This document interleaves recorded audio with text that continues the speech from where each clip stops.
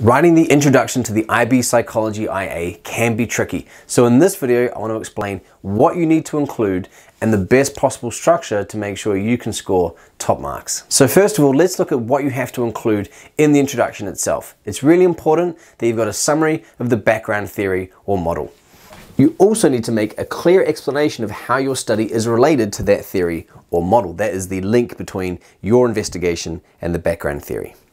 You have to have your clearly stated aim, and you need to explain the relevance of that aim. You also need to make sure you've got your independent and dependent variables stated, and that you operationalize these and you've stated your research hypothesis and the null hypothesis. So now we know what you need to include in the introduction. Let's look at the best possible structure to get all that across in a nice logical manner. A good way to begin is with a general introduction to the context of your study. What area of psychology you're studying, maybe defining the cognitive process or the phenomenon that you're investigating. That's one way to begin. Then get straight into a summary of the background theory or model. Now, even though it's not included, it's a good idea to include a summary of the study you're replicating. And what's really important is that you explain the link between the results of that study and the theory. So use the theory to explain the results of that original study. Then I would recommend getting into a statement of the aim of your research and explaining the relevance of the aim. That just means 2 or 3 sentences explaining, well, why is this aim relevant? Maybe what are the possible real-life applications of the study. Then state your variables, your independent, dependent variable. I would recommend operationally defining them here as well. And then state your hypotheses, your research hypothesis, also called the alternative hypothesis, and the null hypothesis. And remember that a good introduction begins quite broad and then narrows down into the specific. So if you've got all those things in that order, that should make for a very good introduction.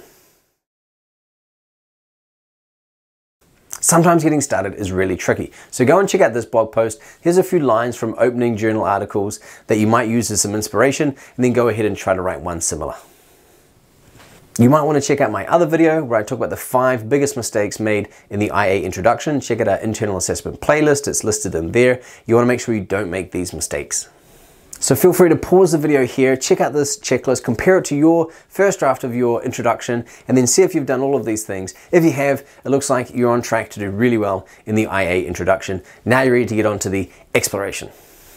I've also explained this in a written blog post. I'll put the link in the description, and there's also some hyperlinks to other online resources that you might find useful for writing the IA assessment. I'm working really hard in getting all the blog posts and videos uploaded so you've got everything online you need to write really good IAs. Now, a little note on operationalizing your independent dependent variable. The rubric states that you should operationalize these in the research or the null hypothesis. But after the guide was published in the last couple of exam seasons, the IB has accepted the operational definitions not in the research hypotheses. So what you can do is operationally define these first, independent variable, dependent variable, and then put your hypotheses. I recommend doing that for some students if you're struggling to fit all of those operational definitions into the hypotheses themselves. It can be a little bit daunting.